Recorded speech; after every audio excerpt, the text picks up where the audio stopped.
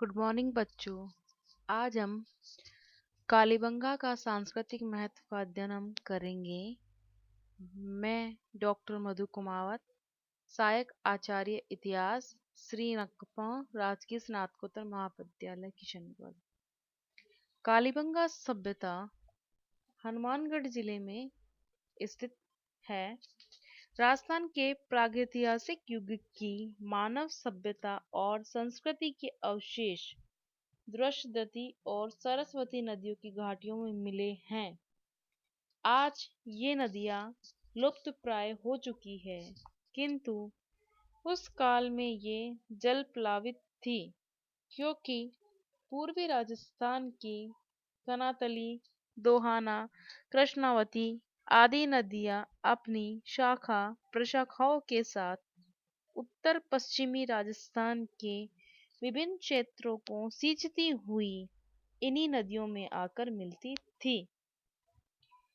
इन्हीं नदियों की घाटियों की हरी भरी वसुंधरा की गोद में प्राचीन काल में मानव सभ्यता का विकास हुआ।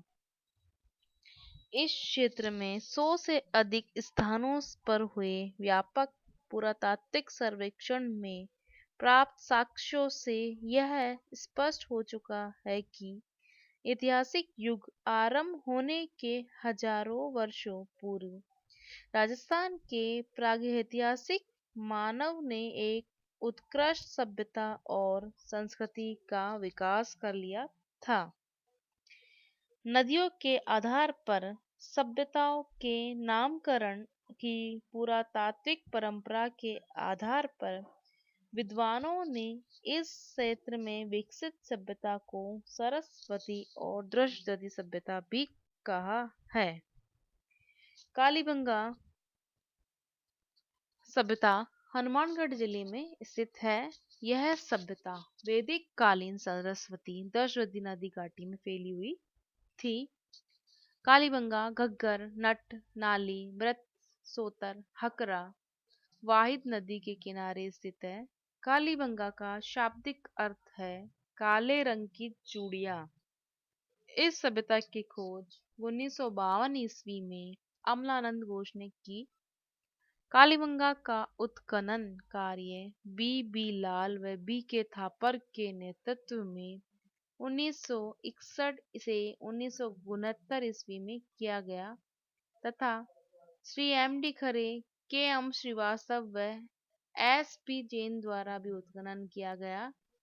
कालीबंगा विश्व के प्राचीनतम सभ्यताओं से सर्वश्रेष्ठ तो नहीं, परंतु उनके समकक्ष मानी जा सकती है। इसलिए डॉक्टर दशरथ शर्मा के अनुसार कालीबंगा को सामरिक व पुरातात्विक महत्व की दृष्टि से सिंधु घाटी सभ्यता की तीसरी राजधानी कहा जा सकता। पिग्गट महोदय ने हड़प्पा एवं मोहनजोदड़ो को सिंधु घाटी सभ्यता की जुड़वा राजधानियां कहा है। सिंधु घाटी सभ्यता के स्थलों का सर्वाधिक संकेंद्रण घनत्व घग्गर हकरा क्षेत्र में पाया जाता है। सिंधु घाटी सभ्यता के काल को प्रथम नगरीकरण का युग भी कहा जाता है। कालीबंगा में मुख्यतः घग्गर नदी के बाएं तट पर जो दो टीले मिले हैं, प्रथम पश्चिमी टीला, द्वितीय पूर्वी टीला। जो हमें पश्चिमी टीला मिला है वह अपेक्षाकृत छोटा लेकिन ऊंचा है। पश्चिमी टीले के निम्न स्तरों में प्राक हड़प्पा संस्कृति के अवशेष मिले हैं। इन्हीं प्राक हड़प्पा कालीन ऊपरी स्तरों में हड़प्पा कालीन संस्कृति के पूरा अवशेष हमें मिले हैं, जिनमें दुर्ग या गढ़ी के अवशेष प्रमुख है। द्वितीय जो है मिला है पूर्वी टीला, वह अपेक्षाकृत कम ऊंचाई तथा विशाल क्षेत्र में फैला हुआ है। इस टीले से प्रस्तर धातु काल या हड़प्पा काल के अवशेष हमें मिलते हैं। कालीबंगा में कृषि से संबंधित कई साक्ष्य मिले हैं, जिनसे पता चलता है कि यहाँ के लोगों के जीविकोपार्जन का मुख्य साधन खेती था। यहाँ सबसे प्राचीन जुता हुआ खेत मिला है। साथ ही यहाँ मिट्टी के कई खिलौने मिले हैं, जिनमें बैलगाड़ी, पहिए, बैल की खंडित मूर्ति व सिलबट्टा आदि शामिल है। कालीबंगा में शवदाह से संबंधी साक्ष्य हमें मिले हैं जिनसे पता चलता है कि यहाँ के लोग इंसानी जीवन के विभिन्न कालों से पूर्ण रूप से परिचित थे। पुरातत्व खुदाई के दौरान यहाँ 34 कब्र होने का हमें पता चला है। पुरातत्व सर्वेक्षण से यह भी पता चला है कि यहाँ शवदाह की 3 विधियां प्रचलित थी। पहली जो है पूर्ण समाधिकरण, दूसरा आंशिक समाधिकरण, तीसरा दाह संस्कार। पहला जो है आयताकार या अंडाकार कब्रों में शव को सीधा लिटा दिया जाता था। दूसरे में वृत्ताकार गर्तों में शवदान किया जाता था। तीसरे में आयताकार या अंडाकार गर्तों में मृदमाण निक्षेप। प्रथम प्रकार की कब्र में शव के सिर को उत्तर दिशा में रखकर सीधा लिटाया जाता था और उसके पास मिट्टी के पात्र आदि रखे जाते थे। एक कब्र में तांबे का दर्पण भी मिला है। द्वितीय प्रकार के गोल कब्रों में एक कलश और उसके चतुर्दिक 4 से लेकर 29 तक पद्मान रखे जाते थे। कुछ केंद्रों में कुछ कब्रों में मन के शंख, वलय तथा घिया पत्थर की वस्तु भी हमें मिली है। तृतीय प्रकार के कब्रों का दीर्घ अक्ष उत्तर दक्षिण की ओर है तथा इनमें भी द्वितीय प्रकार की कब्रों की भांति मर्दबाण व अन्य सामग्री मिली है, किंतु द्वितीय व तृतीय प्रकार की कब्रें शव रहित है। संभवतः ये कब्रें प्रतीकात्मक शवदान की प्रतीक थी। इनसे हमें पता चलता कि यहाँ के लोग विभिन्न रीति रिवाजों व संस्कृति का अनुसरण करते थे। कालीबंगा से मिली प्रमुख सामग्री का हम देखेंगे कि हमें क्या क्या सामग्री वहां से मिली है।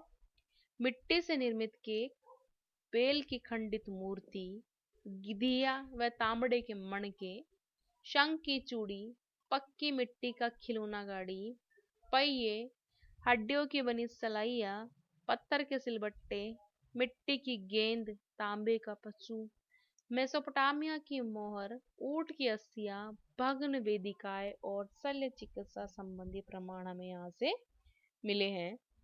मकानों की दीवारों में दरारें होने के कारण यहाँ भूकंप के अवशेष हमें मिले हैं। अब हम अध्ययन करेंगे सभ्यता का पतन कैसे हुआ। लगभग 1800 ईसा पूर्व के आसपास कालीबंगा की सभ्यता का पतन हो गया। सिंधु सभ्यता के अन्य केंद्रों की भांति कालीबंगा की सभ्यता के अंत का भी प्रश्न भी अनुमानों पर आधारित है, किंतु प्राप्त साक्ष्यों से यह निश्चित है कि इसका अंत ब्रहा आक्रमणों या जल प्लावन जो बाढ़ वगैरह आदि से नहीं हुआ, क्योंकि कालीबंगा में सिंधु सभ्यता के अवशेषों के ऊपर किसी अन्य संस्कृति के अवशेष हमें नहीं मिले हैं। स्पष्ट है कि इसके पश्चात यह स्थान हमेशा के लिए निर्जन हो गया होगा।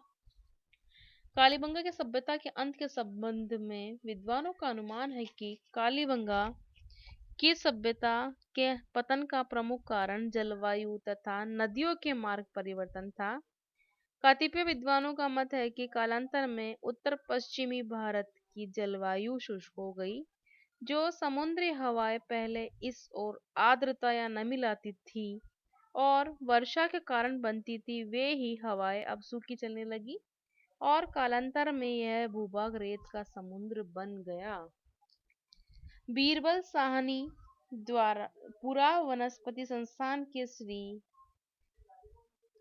श्री गुरदीप सिंह ने भी इस क्षेत्र के पराग परीक्षणों के आधार पर यह मत व्यक्त किया है कि लगभग 1800 ईसा पूर्व में राजस्थान में शताब्दियों से व्याप्त आर्द्रता और हरियाली समाप्त होकर शुष्क जलवायु आरंभ हो गई थी। इनका मत है कि यह जलवायु परिवर्तन ही कालीबंगा सहित उत्तर पश्चिमी भारत में सिंधु सभ्यता के अन्य केंद्रों के पतन के लिए मुख्य रूप से उत्तरदायी थी।